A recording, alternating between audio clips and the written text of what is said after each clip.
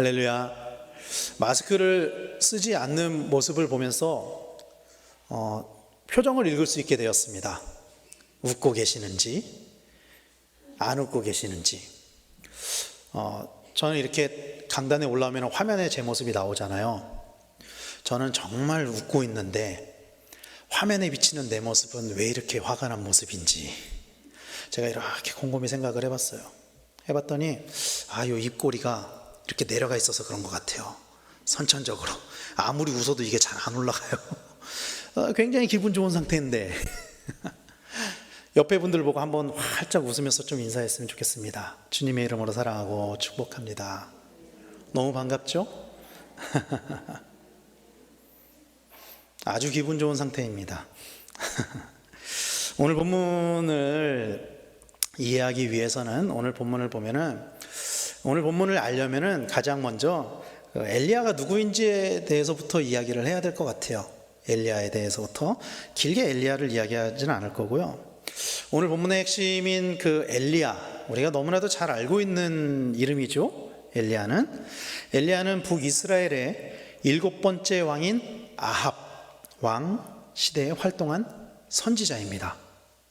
그런데 아합 왕 때만 활동한 게 아니라 그 다음 왕이었던 아하시아, 그 다음 왕이었던 여호람까지 3명의 왕이 통치하던 시대에 활동했던 선지자였었어요.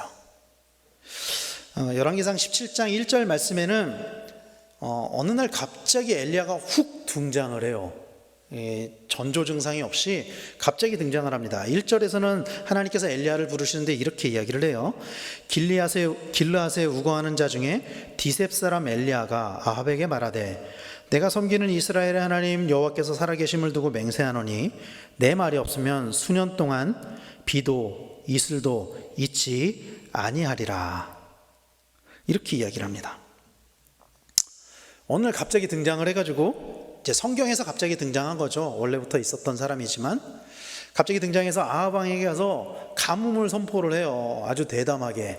그러면서 뭐라 그러냐면은 내가 다시 말하기 전까지는 비도 내리지 않을 거고 이슬도 없을 것입니다. 그렇게 이야기를 합니다. 아주 호기롭게. 그렇게 호기롭게 아합 왕에게 내지르고 나서 그 다음 엘리야의 행적에 대해서 혹시 기억하시나요? 그렇게 호기롭게 확 지르고 그 다음에 엘리야가 하나님의 말씀에 따라서 그리 시냇가로 가서 숨습니다. 숨어서 까마귀가 물어다주는 음식으로 삶을 연명을 합니다. 그러면서 가뭄을 지켜보죠. 그리고 엘리야의 예언대로 가뭄이 시작이 됩니다. 그리고 가뭄이 시작하니까 이제 엘리야가 마시던 그 물도 다 없어지게 된 거예요. 이제 당장 엘리야가 먹을 물이 이제 문제가 되는 거예요. 양식은 까마귀가 물어다 주는데 까마귀가 물을 물어다 주지는 않을 거 아니에요. 그래서 이제 물이 없으니까 이제 문제가 되는 그 상황에 하나님이 엘리야에게 또 명령을 하세요. 너는 사르밧이라는 곳으로 가라. 이렇게 명령을 하세요. 그러면은 왜 하나님께서 이 타이밍에 사르밧으로 보내셨느냐는 거예요. 하나님께서 명령하시는 건 다 하나님의 뜻과 계획이 있거든요. 왜 하나님이 그때 사르밧으로 보내셨느냐는 거예요. 이것을 이해하려면은 또 당시에 국제 정세가 어땠는지를 좀 알아야 됩니다. 간단하게 설명을 하자면은 이 당시 고대 근동의 역사적 배경에서 빠질 수 없는 몇몇 나라들이 있는데 하나가 애굽이고요. 성경에 보면 애굽 참 많이 나오잖아요. 또 하나가 바벨론이고요. 바벨론도 많이 나오잖아요. 그리고 아수르입니다. 이 나라들은 어떤 시대마다 고대 근동지방의 패권을 잡고 있었는데 이 엘리야가 활동하던 시대에 패권을 잡고 있었던 나라는 아수르입니다. 아수르는 어디서 시작됐냐면 고대 바빌론 지역에서, 그러니까 메소포타미아 지역에서 시작이 됐는데 영토를 막 확장을 해요. 전쟁을 해가지고. 굉장히 호전적인 민족이거든요. 영토를 막 확장을 해서 어디까지 오냐면은 엘리야가 활동하던 BC 800년대에는 아람 지역에까지 이르게 됩니다. 아람이 어디냐면은 오늘날 이스라엘의 위쪽에 있는 시리아 지역. 그래서 아람이라고도 하고 다메섹이라고도 하거든요. 다메섹이 오늘날의 다마스커스, 그 시리아의 수도를 이야기하는 거거든요. 그래서 그 아람 지역에까지 막 확장을 한 거예요. 당시에 이스라엘, 특히 북이스라엘의 가장 골치 아팠던 문제 중에 하나가 아람이었거든요. 왜냐하면 아람이 계속 공격을 해오는 거예요. 그런데 아수르가 영토를 확장해서 아람이랑 딱 마주하게 되면서 어떤 일이 일어나냐면은 아람이 북이스라엘을 공격하지 못합니다. 왜냐하면 아수르만 상대하기도 버거워진 거예요. 그래서 북이스라엘에 더 이상 아람의 공격이 없어졌어요. 그래서 번영이 찾아오기 시작합니다. 이 아합 왕의 선대왕이 오므리라는 왕인데요, 이때부터 북이스라엘은 지속적으로 북쪽으로 막 영토를 넓혀가요. 북쪽으로. 왜냐하면 아람이 더 이상 이스라엘을 공격할 수가 없어요. 아수르에 집중할 수밖에 없었습니다. 그래서 북이스라엘은 전쟁이 없어서 번영을 누릴 수가 있었어요. 두 번째는 아람 다음에는 이 아수르가 직접적인 위협이 된다라는 이슈가 있었어요.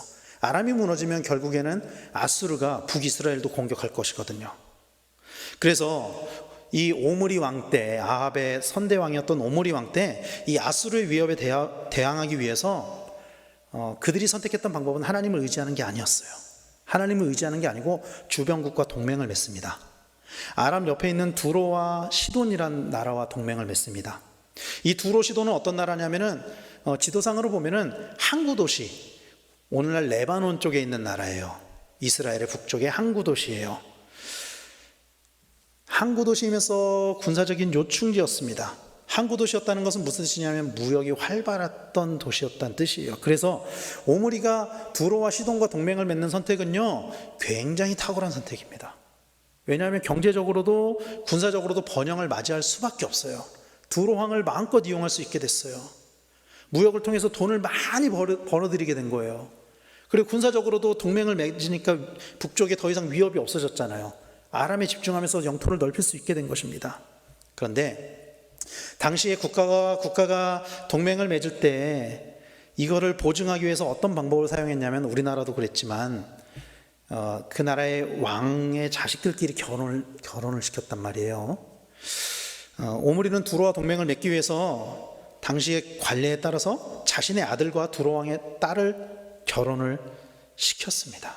그런데 이 결혼이 이스라엘에 아주 중요한 변화를 가져오게 돼요. 당시 두로 왕의 이름은 열왕기상 16장에 보면은 엣바알이라고 이야기를 합니다. 엣바알.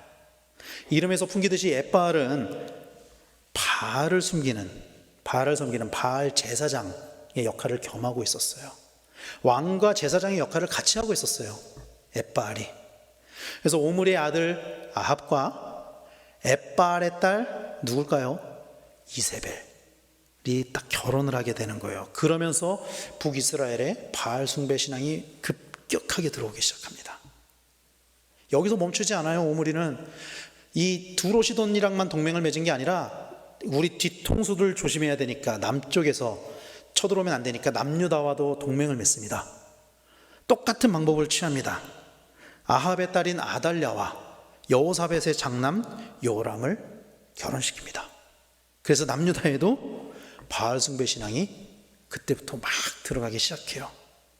이런 상황 속에서 하나님이 엘리야를 사르밧으로 보낸 거예요. 하나님께서 엘리야를 비롯한 선지자들을 통해 이스라엘에게 주신 메시지는 거의 동일합니다. 거의 동일하고 한 문장으로 요약할 수 있어요. 우상 숭배를 버리고 다시 하나님께로 돌아와라. 돌아오지 않으면 멸망이 있을 것이다. 때로는 전쟁을 통해서 경고를 내리시기도 하고요, 때로는 질병을 통해서 여러 가지 방법으로 경고를 내리시기도 하는데, 그 중에 하나님께서 사용하셨던 방법 중에 하나가 비라는 방법이 있습니다. 비를 이용해서 경고를 내리신 거예요. 출애굽 시대 이후에 이스라엘 백성들이 가나안에 정착하게 되면서 그들의 경제 활동이 바뀝니다. 목축에서 농업으로 바뀌게 돼요. 그래서 이스라엘에게 있어서 비는 굉장히 중요합니다. 굉장히 중요해요. 왜냐하면 비가 오지 않으면 농사를 지을 수가 없어요. 이스라엘 땅은. 물론 강이 있죠. 요단강이 있죠. 요단강이 있지만, 요단강은 가신 분들은 아시겠지만, 저는 못 가봤지만 이렇게 자료를 보면 지금도 큰 강이 아니에요. 수량이 풍부하지 않아요. 그리고 지대가 굉장히 낮습니다, 요단강은. 그래서 펌프가 없다면은 이거는 아무런 의미가 없어요. 물을 끌어올려야만 사용할 수 있었는데 당시에 펌프가 없잖아요. 그래서 요단강은 농사 짓는 데는 쓸모없는 강이나 다름없었어요. 그래서 가나안 지역에 이 비가 굉장히 중요해서 이 가나안 토착민들은 비의 신을 섬겼는데 그게 바로 바알입니다. 그래서 바알은 비의 신이고 비를 다스리는 풍요의 신입니다. 그리고 이 바알 숭배 신앙이 가장 강력했던 지역이 어디냐면 두로와 시돈이었어요. 두로의 왕이 누구였다 그랬죠? 아까 엣바알, 바알 제사장. 두로와 시돈인데 사르밧은 이 두로와 시돈 사이에 있는 마을이에요. 지리적으로 보면 두로와 시돈 사이에 있는 해안 마을입니다. 하나님께서 사르밧으로 엘리야를 보내신 이유는 너무나도 분명합니다.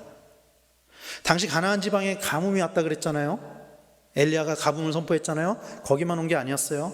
두로와 시돈 지방에도 가뭄이 왔습니다. 이거는 명확한 메시지를 주시는 거예요. 이 비를 관장하는 게 바알이 아니다. 두로와 시돈에 가봐라. 바알을 섬기는데도 거기도 가뭄이 와 있다. 이 비를 관장하는 것은 바알이 아니라 하나님이다. 이 선언을 하고 계신 것입니다. 그리고 그곳에서 한 여인을 만나도록 하나님께서는 계획해 놓으셨어요. 오늘 본문 9절 말씀에서는 이렇게 이야기합니다. 너는 일어나 시돈에 속한 사르밧으로 가서 거기 머물라. 내가 그곳 과부에게 명령하여 내게 음식을 주게 하였느니라. 이렇게 이야기를 하고 있습니다. 하나님은 당신의 일을 하실 때 사람을 만나게 하심으로 하나님의 일을 하시기도 합니다. 오늘 엘리야와 사르밧 과부의 만남 또한 하나님께서 계획해 놓으셨습니다. 그런데 사실 이 본문에는 좀 이해가 되지 않는 표현이 있어요. 뭐냐면 이렇게 이야기를 해요. 하나님께서 과부로 하여금 엘리야에게 음식을 주도록 명령했다는 거예요. 오늘 본문 12절에는 이렇게 이야기를 해요. 음식을 달라는 엘리야의 요구에 과부는 당신의 하나님 여호와께서 살아계심을 두고 맹세하노니 나는 떡이 없고 다만 통에 가루 한 움큼과 병에 기름 조금뿐이라. 내가 나뭇가지 둘을 주워다가 내가 내 아들을 위하여 음식을 만들어 먹고 그 후에는 죽으리라. 이렇게 이야기하거든요. 9절 말씀에서는 하나님이 이렇게 이야기하셨어요. 내가 그곳 과부에게 명령하여 너에게 음식을 주게 하였다. 이렇게 이야기를 했는데 엘리야가 가가지고 나한테 떡을 줘라. 그렇게 이야기를 했더니 이 과부가 하는 이야기는 난 진짜 너무 없고 나 가지고 있는 거는 이거 나 먹고서 내 아들이랑 먹고 죽을 겁니다. 당신에게 줄 건 없습니다. 그렇게 이야기를 하고 있는 거예요. 줄 수 없다는 거예요. 그런데 9절 말씀에서는 하나님께서 명령했다. 명령할 거다가 아니라 명령했다. 이렇게 과거형으로 이야기를 하고 있어요. 그렇죠? 좀 이상하지 않나요? 완료형으로 이야기를 했어요. 여기서 명령했다. 이 단어는 히브리어는 치위티라는 단어인데 이건 완료형으로 쓰였어요. 히브리어 원어에서도. 근데 이거는 어떻게 받아들여야 되냐면은 하나님께서 하나님의 지배적이고 그 유효적인 섭리 혹은 명령에 의한 것처럼 이미 과부의 마음을 움직이셨다. 그렇게 받아들여야 돼요. 이게 무슨 뜻이냐면 즉 하나님께서 과부에게 준비된 마음을 주셨다. 이미 그것을 예비해 놓으셨다. 이런 뜻입니다. 과부는 알지 못했어요. 하나님께서 직접 오셔서 명령하신 것 같지는 않아요. 그렇죠?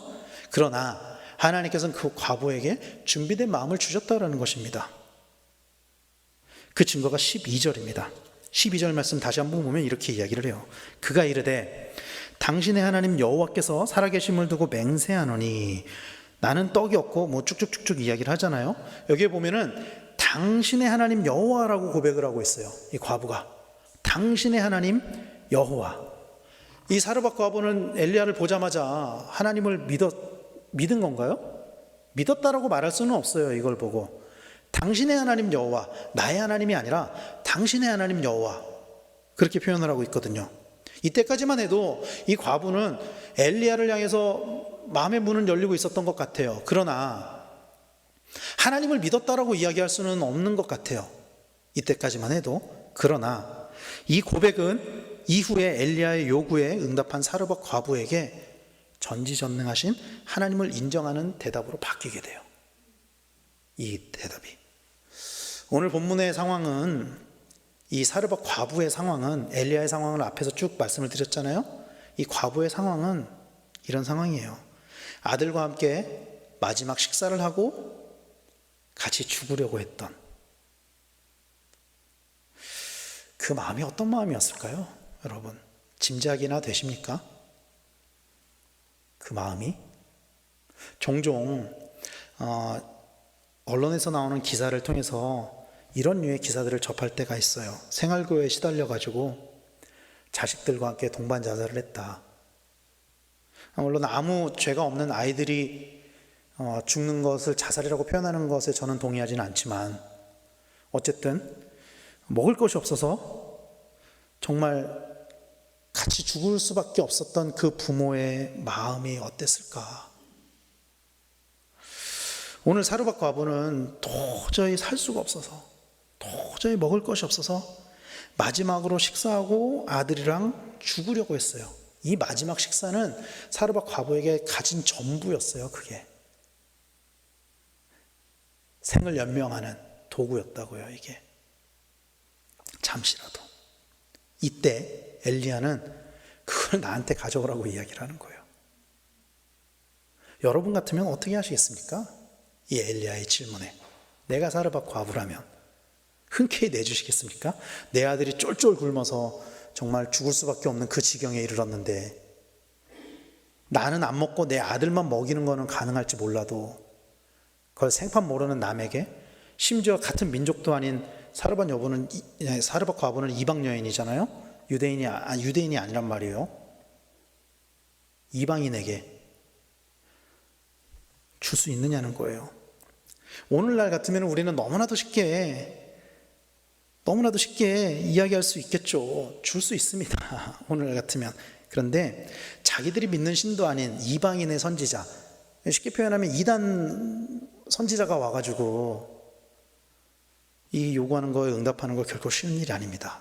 그런데 이 사르밧 과부는 엘리야의 요구에 응답해요. 오늘 보면 15절 16절은 이렇게 이야기를 합니다.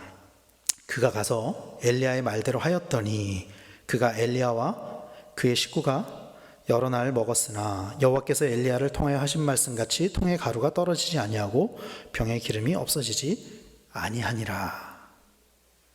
그가 가서 엘리야의 말대로 하였더니 이렇게 이야기를 합니다. 사실 이전에 엘리야가 사르밧 과부에게 그걸 가져오라 했을 때는 하나님께서 음식이 떨어지지 않게 해줄 거야 그러면서 이야기를 한 거거든요. 그런데 하나님을 믿지 않았잖아요, 사르밧 과부는. 그러니까 그거를 믿는다는 건 사실 쉬운 일이 아니에요. 그러나 사르밧 과부에게 그 이야기는 마지막 잡을 수 있는 마지막 지푸라기, 그 지푸라기였다는 거예요. 마지막으로 잡을 수 있는. 너무너무 간절한 마음으로 이 과부는 엘리야의 명령에 순종했습니다. 그 마지막 순간에. 그리고 그 순종의 대가는 가뭄이 끝날 때까지 음식이 마르지 않는 것이었습니다. 할렐루야. 살아가다 보면 수많은 결정의 순간을 만나게 됩니다. 우리는 하나님께서 요구하시는 그리스도인의 삶을 살아가기 위해서는 그 결정에서 올바른 쪽으로 결정을 내려야만 해요. 우리는 사르밧 과부는 어쩌면 이게 자기 인생의 마지막 결정이었을 수도 있잖아요. 그 마지막 결정을 하나님의 명령에 순종하는 쪽으로 결정을 내렸어요, 이 여인은. 그리고 그로 인해서 그 결정은 인생의 마지막 결정이 되지 못했어요. 생이 연장이 됐기 때문에 마지막 결정이 되지 못했습니다. 그 한 번의 순종이 이 여인과 이 여인의 아들의 인생을 바꿔놨어요. 이후 과부는 하나님을 믿는 사람으로 바뀌어 갔습니다.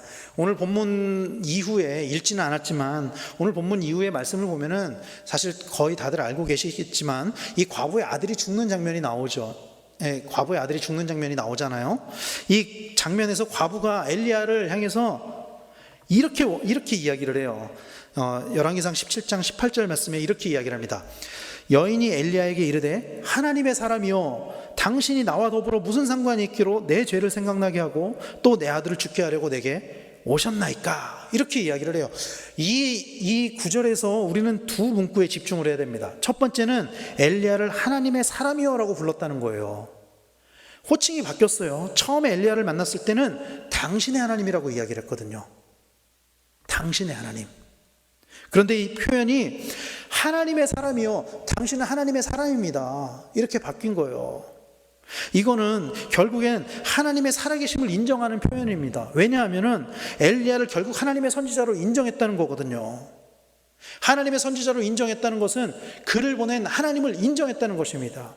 엘리야를 통해서 경험했던 그 통이 마르지 않는 그 일들을 통해서 하나님의 살아계심을 경험하고 하나님을 인정할 수밖에 없게 그렇게 바뀌었다는 거예요, 이 여인이.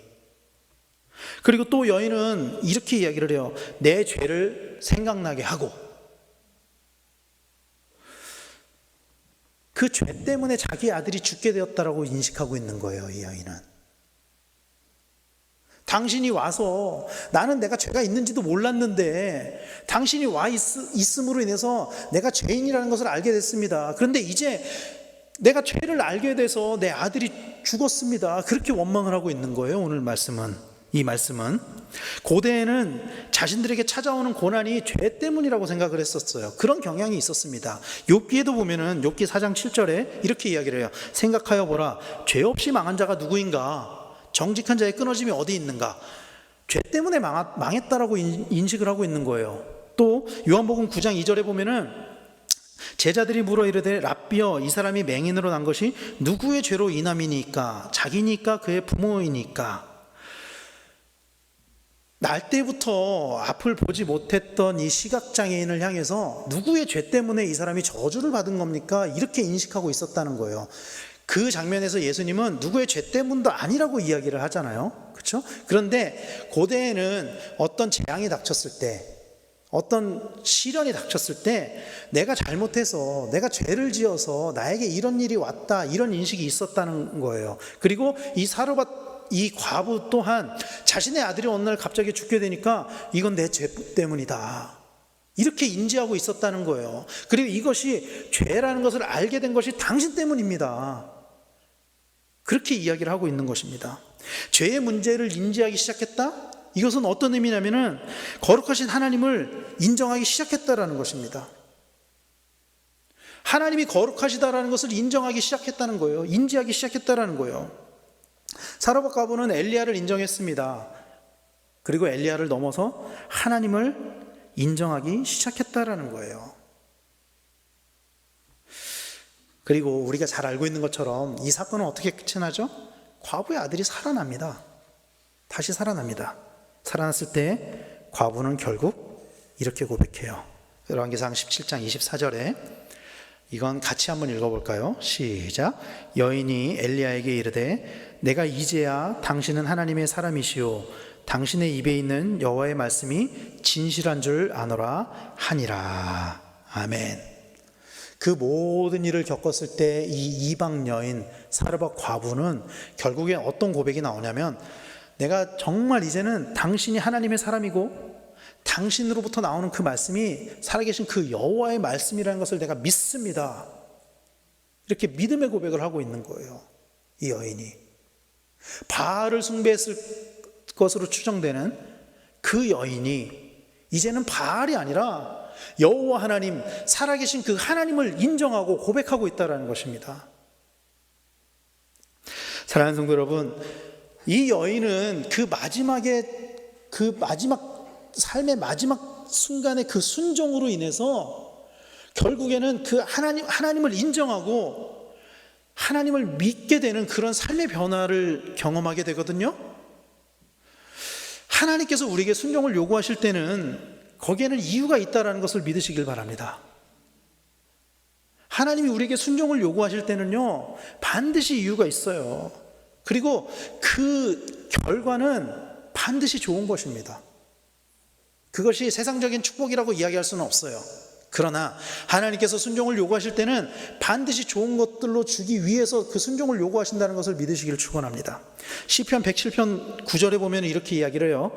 그가 사모하는 영혼에게 만족을 주시며 줄인 영혼에게 좋은 것으로 채워주심이로다, 이렇게 이야기를 합니다. 우리가 주를 믿고 주를 바라며 주님께 순종할 때 주님은 우리에게 좋은 것으로 채워주실 것이라는 것을 믿으시기를 축원합니다. 우리가 사모하고 믿고 그 믿음에 따르는 순종하는 삶을 살아갈 때 이 모든 것들이 우리에게 주어진다는 것을 믿으시길 축원합니다. 순종은 그런 의미가 있습니다, 여러분. 우리가 하나님을 순종한다는 것은 그런 의미가 있어요. 하나님의 말씀에 순종하면서 살아간다는 것은 그런 의미가 있어요. 하나님께서는 구약의 이스라엘 백성에게 율법을 주셨잖아요. 그 율법이 뭐 600가지가 넘는 그 율법이 지키는 것이 물론 어렵겠죠. 그러나 그것을 지키는 것이 그들에게 유익하기 때문에 하나님은 율법을 주셨던 거예요. 그들에게. 그리고 오늘날에도 하나님께서 우리에게 순종을 요구하시는 것은, 우리가 말씀대로 살아가기를 원하시는 것은 우리의 삶이 유익하게 하기 위함이지 우리의 삶이 나빠지게 하기 위해서 순종을 요구하는 것은 아니라는 것입니다, 여러분. 그래서 우리는 하나님께서 우리에게 순종을 요구하실 때 네, 하나님, 내가 순종하겠습니다, 아멘으로 순종하겠습니다, 그런 믿음을 가지고 있어야 한다는 이야기입니다. 그런데 성경에는요, 하나님의 뜻에 순종해서 이 사르밧 과부는 사실 잘 됐잖아요. 순종해서 성공했잖아요. 죽으려고 그랬는데 먹을 것이 끊이지가 않았잖아요. 그리고 결국에는 하나님 믿게 됐잖아요. 그런데 그런 결말만 있는 것은 아니더라고요. 하나님 뜻에 순종해서 죽음에 이르게 된 순종도 성경에는 기록되어 있습니다. 바로 예수님의 마지막 순종입니다. 사르밧 과부는 죽기 직전에 마지막으로 순종하여 새로운 삶을 얻었죠. 생명을 얻었죠, 그 순종으로 인해서. 그러나 예수님의 마지막 순종은 죽음의 길로 들어가는 거였어요. 죽음의 길로 들어가는 거였어요. 마태복음 26장 39절 말씀은 이렇게 이야기합니다. 조금 나아가서 얼굴을 땅에 대시고 엎드려 기도하여 이르시되 내 아버지여, 만일 할만하시거든 이 잔을 내게서 지나가게 하옵소서. 그러나 나의 원대로 마시옵고 아버지의 원대로 하옵소서. 이게 겟세마네에서 첫 번째 하신 기도입니다. 두 번째는 또 이렇게 기도하셨어요. 42절 말씀에 다시 두 번째 나아가 기도하여 이르시되 내 아버지여, 만일 내가 마시지 않고는 이 잔이 내게서 지나갈 수 없거든 아버지의 원대로 되기를 원하나이다. 세 번째도 동일하게 기도했다고 마태복음 기록하고 있어요. 사랑하는 성도 여러분, 예수님께서 하신 마지막 순종은 죽음이었습니다. 이게 예수님께서 마지막 하신 순종이에요. 그리고 그 순종으로 인해서 우리는 살 길을 얻게 되었습니다. 할렐루야. 예수님의 죽으심으로 인해 우리의 모든 죄가 사함을 얻는 길을 얻게 되었다는 것을 믿으시기를 바랍니다. 사랑하는 성도 여러분, 우리는 지금 사순절의 마지막 주간인 고난주간을 보내고 있습니다. 이 고난주간 수요일 때 예수님께서 어떤 마음이셨을까요? 이 고난주간 수요일에 예수님은 어떤 일을 행하셨을까요? 혹시 기억하십니까? 우리 교회의 원로 목사님이신 이정훈 목사님보다 더 선대 원로 목사님이신 이중태 목사님이 쓰신 책이 있어요. 요만한 소책자인데, 제가 신학교 때, 그러니까 학부생 때, 대학생 때, 한 5년 전에 산 책을 제가 지금도 가지고 있거든요. 거기 성경이 잘 정리가 돼 있어요. 제가 이번에 말씀을 이렇게 준비하다가 거기에 보면 뭐 예수님이 그 마지막 일주일 동안 뭘 하셨는지 쭉 나와요. 거기에 보면 수요일 날 예수님이 아무것도 안 하셨더라고요. 거기엔 아무것도 안 했다라고 이렇게 나오더라고요. 왜 아무것도 안 하셨을까요, 예수님 수요일 날? 우리는 예수님이 십자가에 못 박히신 게 금요일인 걸로 알고 있잖아요.